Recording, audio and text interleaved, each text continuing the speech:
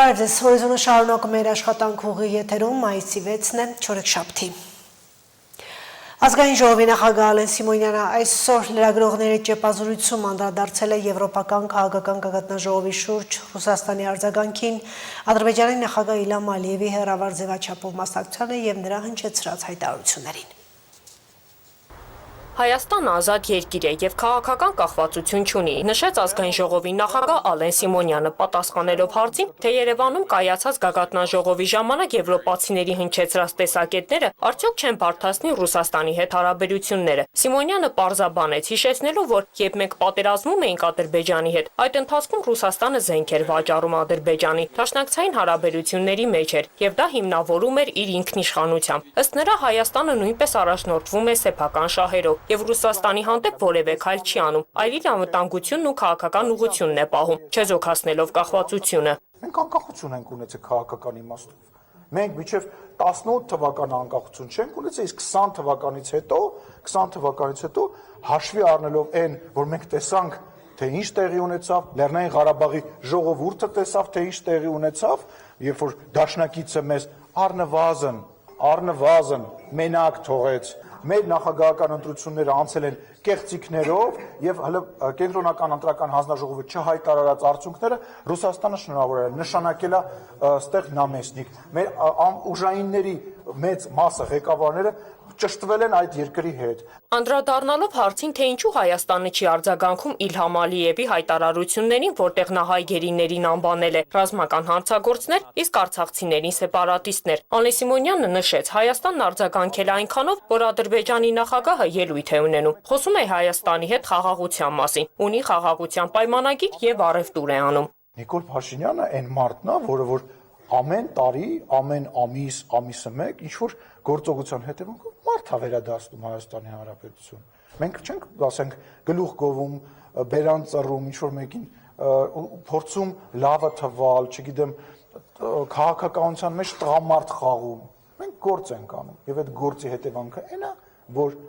արդեն ընդամենը 19 հոգի է մնացել հաստատված Ադրբեջանի բանտերում։ Սիմոնյանը այս ամենի ետևում քաղաքական ենթատեքստ է տեսնում, որտերելով նմանատիպ թեմաները քաղաքական շահարկումների առարկա չդարձնել։ Գերիների հետ կապված բանը անհայտ կորածների ծնողների հետ կապված քաղաքական շահարկումներ անեք, մահացածների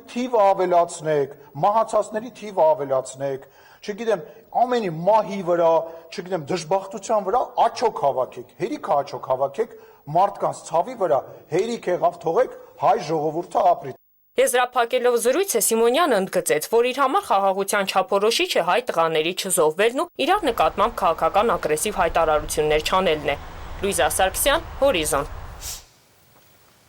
Գործադիրը փոփոխություններ լրացումներ առաջարկել արտաքին հետախուզական գործունեության եւ օպերատիվ հետախուզական գործունեության մասին օրենքներում։ Նախագիծը քննարկվել է խորհրդարանի այսօրվա նիստում։ Հայաստանի արտաքին հետախուզության ծառայության պետ Քրիստինա Գրիգորյանը տեղեկացրել, որ առաջարկվում է կարգավորել արտաքին հետախուզության ծառայողին ավելի բարձր, հավասար կամ ավելի ցածր պաշտոնի նշանակելու կամ փոխադրելու հարաբերությունները։ Խորհրդարանական ընդդիմությունը սակայն հարցի քննարկումը տեղափոխել է քաղաքական բանավեճի դաշտ։ Մարտին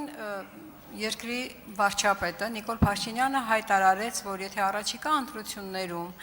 քաղաքացիական պայմանագիր կուսակցությունը չստանա սահմանադրական մեծամասնություն, ապա սեպտեմբերին աղետաբեր պատերազմ կսկսվի։ Արդյոք այս հայտարարությունը ձեր ծառայության, օպերատիվ արտաքին հետախուզության ծառայության որոշակի տվյալների հիման վրա էր արված։ Կարծում եմ շատ տրամաբանական բան է ասել պարոն վարչապետը։ Իր ասածը հետևյալն էր, որ եթե քաղաքական նախընտրական փուլում, քաղաքական մրցակցող ուժերը հարցականի տակ են դնում խաղաղության ճարտարապետության հիմնաքարերը, դա ենթադրում է, որ խաղաղությունը հաջորդիվ փլուզվելու է։ Վարչապետի ասածը այս տրամաբանությունն է։ Ինչ վերաբերում է ծառայությանը, մենք ինչպես ասեցի, անդադար բոլոր հնարավոր դերակատարներից սպասվող, կանխատեսվող գնահատված ռիսկերը հիմնված հետախուզական տեղեկությունների անկողմնակալ վերլուծության վրա զեկուցում ենք ըստ սահմանված կարգի։ Հատուկ Տիկին Գյուրեղյանի համար Եթե Հայաստան դաշինքը տեսականորեն կամ մեկ այլ ուժ Հայաստան դաշինքի նման կամ Հայաստան դաշինքի հետ դաշնակցող կա իշխանության եւ որպես Հայաստանի արտաքին քաղաքականություն որդեգրի այն, ինչ նրանք հիմա ասում են, պատերազմի հավանականությունը կմեծանա, կփոքրանա, թե կմնա նույնը։ Կմեծանա։ Շնորհակալություն։ Ձեր Տիկին շնորհակալություն։ Գյուրեղյան կմեծանա։ Նիկոլ Փաշինյանը տրամաբանական եզրակացության է եկել։ Չէ, Տիկին Գյուրեղյանի հարցը շատ ավելի պարզ էր, ասում էր դուք այդ տվյալները ունեք թե չէ։ Որովհետև տվյալների հիման վրա դնսենք տրամաբանություն քննարկենք ստեղ իրար հետ։ Տրամաբանականությունը շատ սուբյեկտիվ հասկացողություն է։ Կամ ասում է, եթե գա Հայաստան դաշինքը կլինի պատերազմ։ Այդ ինչի ելներով եք ասում։ Այո,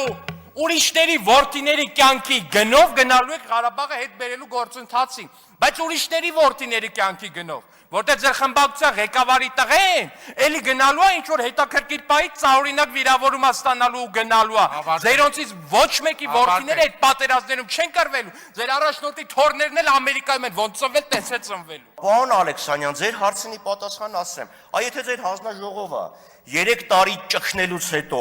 երկներ եւ զեկույց ունենար, զեկույց չունի, որովհետեւ այդ թղթի տակ ընդամենը 4 հոգի աստորագրած 11 հոգու։ Հարգելի Ուրեմն գործընկերներ, ասեք թող չնչատի։ Դուք զախողել եք 4 հոգի ստորագրություն կադրատա։ Իջեցրեք։ Լրություն, պարոն Ալեքսանյան։ Կադրատակ ընդամենը։ Պարոն Ալեքսանյան, լրեք մի հատ։ 4 հոգի։ 4 հոգով զախողել եք։ Ես ընդհանրապես Պարոն Խաչատյան, այս ամենը սկսեց նրանից հետո, երբ որ դուք բարձր տոնի մեջ սկսեցիք բղավել։ Մի բղավեք հանգիստ տոնով ելույթ ունեցեք։ որովհետև զախողված է այդ փաստաթուղթը։ Դուք ասում եք, որ Ղարաբաղյան շարժում հակամարտությունն ավարտված չէ, ով ասել Արտվիկ Մինասյանը հիմա Դանավեճի ընթացքում։ Դուք ասում եք, որ սահմանազատման հիմք չի կարող լինել Ալմատայի հռչակագիրը եւ խորհրդային միության փլուզման պահին Հայաստանի եւ Ադրբեջանի սահմանները անարդար սահմաններ են, ով ասել Արտվիկ Մինասյանը իմ հետ բանավեճի ընթացքում։ Դուք ասում եք, որ մենք ասում ենք Ղարաբաղյան շարժումը չենք շարունակելու, դուք ասում եք շարունակելու ենք։ Հիմա ժողովուրդ ջան, պետք չի լինել հանճար կամ արտաքին հետախուզության ծառայության պետք կամ երկուսը միասին, որպեսզի հասկանալ, որ եթե Հայաստանը ընդունի որպես իր քաղաքականության հիմք այն ինչ որ դուք ասում եք, դա բերելու է պատերազմի։ Դրա համար տեղեկություն պետք չի, հասկանում եք, դա կոչվում է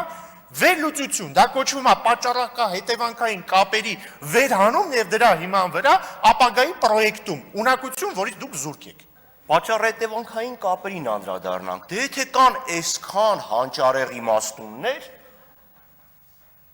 ահավասիկ, վառ ներկայացիչ,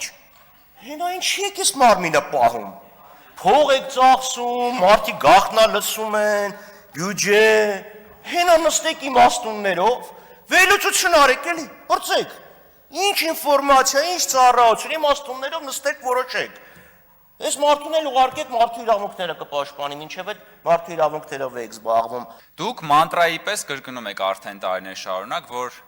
Նիկոլ Փաշինյանը 2019 թվականին հայտարարեց, որ Արցախը Հայաստան է եւ վերջ, եւ դրա պատճառով եղավ պատերազմ։ Այսինքն դուք հայտարարում եք, դուք այսքան ժամանակ եկել եւ ասել եք, որ պատերազմը սանձազերծել ենք մենք, Նիկոլ Փաշինյանը, իր հայտարարությամբ։ Հիմա ասում եք մի րոպե, հայտարարությունը չի կարող ծնել պատերազմ, պետքա լինեն հետախուզական տվյալներ, եւ օրինակ երբ որ Ռոբերտ Քոչարյանը ասում է, որ Հայաստանը չպետք է բավարարվի իր 29743 քառակուսի կիլոմետր տարածքով, դա չի կարող դառնալ կազուս բելլի, դա չի կարող, որովհետև հայտարարությունը ո՞ց կարա լինել պատերազմի պատճառ։ Բայց եթե հայտարարությունը չի կարող լինել պատերազմի պատճառ, պարոն Խաչատրյան, բա ինչի՞ եք մեր հանրությանը տարիներ շարունակ խաբում, որ Նիկոլ Փաշինյանի հայտարարությունը դարձավ պատերազմի պատճառ։ Ուրեմն կամ դուք երեսպաշտությամբ եք զբաղվում եւ ստախոս երեսպաշտությամբ եք զբաղվում, կամ իսկապես ձեր սիլոգիզմը փչացել է։ Սելյայնակիցներ, ձեզ խաբում են, կայուն, արժանապատիվ խաղաղության համար Նիկոլ Փաշինյանը պետք է գնա տուն։ Դուք սեղանին եք դնում հայտարարությունների եւ մոտեցումների մի փաթեթ, որը ամբողջությամբ կազմակերպում է խաղաղության ճարտարապետությունը։ Ու հենց մենք ենք շանտաժանում։ Դուք տեղով շանտաժ եք։ Ազգային ժողով կառավարություն հարցու պատասխանը այսօր տևել ընդամենը 4 րոպե։ Նիստին ընդդիմության ներկայացուցիչները դարձյալ չեն մասնակցել գործադիրին հարցեր ուղղելու համար, Իշխող խմբակցությունից գրանցվել է 3 падգամավոր, սակայն 1 րոպե հետո նրանցից 2-ը հանել են իրենց հարցերը։ Գրանցված 3-րդ падգամավորը Հռիփսիմե Գրիգորյանը ոչ թե հարց է ուղղել, այլ փոխանցել Գյումրիում 3 Հայաստանի վարչապետի եւ Ֆրանսիայի նախագահի մասնակցությամբ միջոցառման ընթացքում ստացած տպավորությունները եւ քաղաքացիների գոհունակությունը ուղղված իրենց թիմին, որից հետո նիստը համարվել է ավարտված։ Միացյալ Նահանգները դադարեցնում է Հորմուզի վերաբացման գործողությունը։ Իրանը համապարփակ համաձայնություն ակնկալում, ինչ է տեղի ունենում Իրան-Միացյալ Նահանգներ բանակցային գործընթացում։ Իրանի եւ Միացյալ Նահանգների միջև ընթացող բանակցային գործընթացը չի դադարել, եթե անգամ այս ընթացքում ուղիղ հանդիպում տեղի չի ունեցել։ Բայց Միացյալ Նահանգների նախագահ Դոնալդ Թրամփը հայտարարել է, որ առաջընթաց կա։ Սպասելով հնարավոր համաձայնության, նա ասել է, որ իրենք որոշ ժամանակով դադարեցնում են Հորմուզի նեղուցը բացելու ծրագիրը։ Այդ մասին գրառում է արել Truth Social սոցիալական կայքում։ Հիմնվելով Պակիստանի եւ այլ երկրների խնդրանքի, Իրանի դեմ մղվող արշավի ընթացքում մեր ունեցած ահռելի ռազմական հաջողության եւ ի հավելումն այն փաստի վրա, որ զգալի առաջընթաց է գրանցվել Իրանի ներկայացուցիչների հետ վերջնական եւ ամբողջական համաձայնագրի հասնելու ուղղությամբ, մենք փոխադարձաբար համաձայնել ենք, որ քանի դեռ շրջափակումը մնում է լիարժեք ուժի մեջ, ազատություն նախագիծը նավերի տեղաշարժը Հորմուզի նեղուցով կարճ ժամանակով կդադարեցվի, տեսնելու համար, թե արդյոք համաձայնագիրը կարող է վերջնականացվել եւ ստորագրվել։ Թրամփին արձագանքել է Իրան-Միացյալ Նահանգներ հարաբերություններում ակտիվ միջնորդություն իրականացնող Պակիստանի վարչապետ Շեհբազ Շարիֆը։ Նախագահ Թրամփի բայրացակամ արձագանքը Պակիստանի եւ մյուս եղբայրական երկրների, մասնավորապես Սաուդյան Արաբիայի թագավորության եւ իմ սիրելի եղբայր Սաուդյան Արաբիայի թագաժառանգ եւ վարչապետ նորին թագավորական մեծություն արքայազն Մոհամմեդ Բիլ Սալմանի խնդրանքին մեծապես կնպաստի այս զգայուն ժամանակահատվածում տարածաշրջանային խաղաղության, կայունության եւ հաշտեցման առաջմղմանը։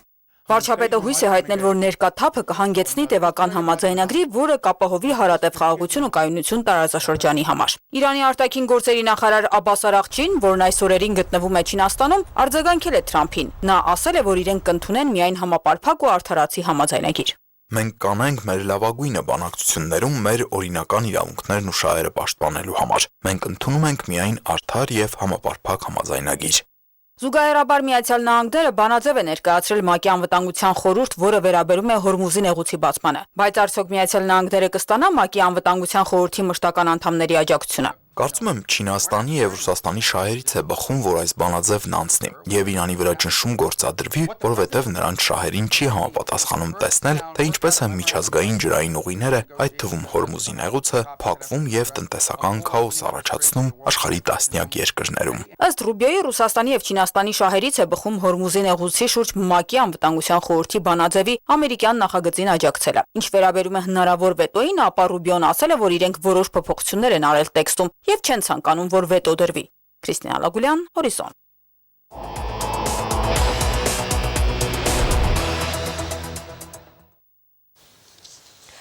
Մայիսի 10-ը բուհերում դիմորդների փաստաթղթերի ընդունման վերջնաժամկետն է։ Ընդունելության քննությունների երկրորդ փուլի հայտագրման գործընթացը բուհի եւ մասնագիտության ընտրության հարցում պարտադիր է։ Անկախ նրանից դիմորդը կբավարարվի քննությունների առաջին փուլի արդյունքներով, թե հայտ կներկայացնի մասնակցել նաև երկրորդ փուլի քննություններին։ Գյումրիի 3 պետական բուհերը դիմորդների համար նոր մասնագիտություններ չեն առաջարկում, բայց որոշ բաժինների համար մրցույթ սպասում են։ Գյումրիի բուհերը հայտագրման այս 3 շաբաթների տվյալներով դիմորդների քանակի չեն դժգոհում։ Նախորդ տարվա հետ համեմատությամբ ցուցանիշները էական տարբերություն չեն տալիս։ Պետական 3 բուհերում անփոփոխ են նաև առաջարկվող մասնագիտությունները։ Շիրակի պետական համալսարանում ընդունելություն է հայտարարված 18 մասնագիտությունների գծով։ Առաջատար մասնագիտություններն են նորից նախորդ տարիների հետ եթե համեմատենք նույնը, օրինակ անգլերեն լեզու, թարգմանչական կուրս, ֆիզիկական դաստիարակություն եւ սպորտային մարզումներ, ինչպես նաեւ կառավարում մասնագիտությամբ ունենք բավականին շատ դիմորդներ, հոգեբանություն, այսինքն այն մասնագիտությունները, որոնցում միշտ ունեցել ենք դիմորդների բավականին բարձր քանակություն, ունենք նաեւ այս տարի։ Հատկացված տեղերի քանակն ավելացել է, բայց ոչ վճարովի տեղերի համար։ Պետպատվերի տեղերը 82-ն են, վճարովիները 218-ը։ Սա բացատրվում է անցած տարի անցողիկ շեմը հաղթահարած, բայց մրցույթի արդյունքներով դուրս մնացած դիմորդների քանակով։ Վճարովի տեղերի ավելացումը նոր ուսումնական տարում հնարավորություն կտա այդպիսի դիմորդներին ընդունվել Շիրակի պետական համալսարան։ Նկատի ունենալով, որ մենք անցյալ տարի այդ բոլոր տեղերի ուրեմն կրճատման արդյունքում փոքրինչ խնդիր ունեցանք, այսինքն մրցույթի արդյունքում դարական գնահատականներով շատ դիմորդներ էին դուրս մնում։ Դրա համար այս տարի մեր տեղերի քանակը բավականին ավել է եւ հույս ունենանք, որ լիովին կլցվի։ Դեկորատիվ կիրառական արվեստ, ինֆորմատիկա, կիրառական մաթեմատիկա բաժինները մնում են քիչ պահանջված, որտեղ մրցույթներ վերջին տարիներին չեն լինում, բայց սպասում են, որ սահմանված տեղերը կլրացվեն։ Հայաստանի ազգային պոլիտեխնիկական համալսարանի Գյումրիի մասնաճյուղում 6 մասնագիտությունների գծով դիմորդների հայտագրման նախնական պատկերը լավ արդյունք է խոստանում։ Համեմատաբար շատ դիմորդներ ունեն համակարգչային գրաֆիկա եւ տեղեկատվական տեխնոլոգիաներ բաժիններում։ Նվազման տենդենսը պահպանվում է արդյունաբերական եւ շինարարական բաժիններում։ Դիմորդների մոտ 80%-ը 4 մասնագիտություններ են կլանում, դա համակարգչային գրաֆիկա, ինֆորմատիկա, կիրառական մաթեմատիկա, տեղեկատվական տեխնոլոգիաներ եւ էլեկտրոնիկայի, սինոպսիսի էլեկտրոնիկայի բաժիններն են։ Բուն ինժեներական մասնագիտություններով մենք եւ արկայում եւ հեռագայում ունենք համեմատաբար ցածր դիմելիություն։ Ի տարբերություն Շիրակի պետական համալսարանի պոլիտեխնիկական ինստիտուտում վճարովի տեղերը պակասեցրել են, անվճարները նույնն են մնացել։ Վճարովին 2-ով կրճատվել է անցած տարի թափուր մնացած տեղեր ունենալու պատճառով։ Վճարովի եւ անվճար սահմանված տեղերը միասին այս տարի 93-ն են։ Անցած տարի ընդամենը 3 վճարովի համակարգում 3 թափուր տեղ ունեցանք եւ վերջին տարիներին նախարարությունը այդպիսի գործելակերպ է որտեղ գրել, որ նախորդ տարվա արդյունքներով պլանավորում են հաջորդ տարին։ Այնպես որ այս տարի մեր մոտ ընդունելությունը վճարովի համակարգում 2-ով պակասել է։ Մենք 45-ի փոխարեն 43 ենք ընդունելու։ Պոլիտեխնիկականում միայն տնտեսագիտություն մասնագիտությամբ է, որ պետպատվերով ընդունելություն չունեն, իսկ տնտեսագիտական կրթությունը ճարտարագիտական ուղղվածության է։ Տնտեսագետներ, հաշվապահներ, ֆինանսիստներ կրթվելու նեղ մասնագիտական բուհը տնտեսագիտական համալսարանն է, Գյումրիի մասնաճյուղում կրթությունը 4 մասնագիտությունների գծով է։ Բուհը ոչ միայն սկսնակների, նաև նրանց համար, ովքեր ուզում են մրցունակ լինել աշխատաշուկայում, կարճաժամկետ դասընթացներ է նախատեսում։ Բուհը իր 2026-27 թվականի ուստարին կենտրոնացնելու է աշխատաշուկայի ադապտացիայի վրա, այսինքն մենք կարծում ենք, որ աշխատաշուկայում կան մեծ քանակությամբ մարդիկ, ովքեր նոր պահանջներին պատրաստ չեն, եւ դա բուհի գլխավոր առաքելությունն է ստեղծել կարճաժամկետ կուրսեր, որպեսզի աշխատաշուկայի ցածր մասնագիտացում եւ տեխնոլոգիական եւ ԱԲ օգտագործման ցածր կարողություններ եւ գիտելիք ունեցող մարդկանց վերաինտեգրել աշխատաշուկա, նրանց դարձնելով ավելի մրցունակ։ 4 մասնագիտությունների գծով բուհը հավակնում է պահպանել մրցութային առավելությունները։ Դիմորդների համար տնտեսագիտականում անցողիկ շեմը միջինից բարձր միավորներով է, այսինքն միասնական 2 քննություններից ավելի բարձր միավորներ հավաքած դիմորդները կարող են դառնալ բուհի ուսանող։ Մեր մոտ նախորդ տարի նվազագույն շեմը 22-ից ավել էր, եւ դա լավ է, որովհետեւ համալսարան այլևս ոչ թե գալիս են, նորից եմ կրկնում, ամենացածր գնահատականներով, այլ համալսարան արդեն գալիս են միջին գնահատականներով, այսինքն ներքևի շեմը արդեն նույնականացվում է միջին գնահատականով դիմորդի հետ։ Տնտեսագիտական համալսարանի Գյումրիի մասնաճյուղում հաստատված տեղերը 135-ն են։ Այդպես է եղել նաև նախորդ ուսումնական տարում դիմելիության դինամիկան աճում է հայտագրման վերջին օրերին։ Այս պահին ունեցած տվյալներն արդեն կանխատեսում են, որ բաժիններում մրցույթ է լինելու։ Մայիսի 10-ից հետո 3 բուհերը հստակ կունենան դիմորդների քանակակազմի մասին ամփոփ տվյալներ։ Մարինե Դերբինյան, Արարատ Ծատուրյան, Հորիզոն։ Այժմ լրացի եւ սպառված է թարմացված նորություններից, ծանոթացեք մեր հաջորդ թողարկմանը։ Բաժանորդագրվեք Շանթ Գյումրի YouTube ալիքին, սեղմեք հավանելու կոճակը եւ միացրեք զանգակը ամենօրյա հավաստի օպերատիվ լրատվությանը ծանոթանալու համար։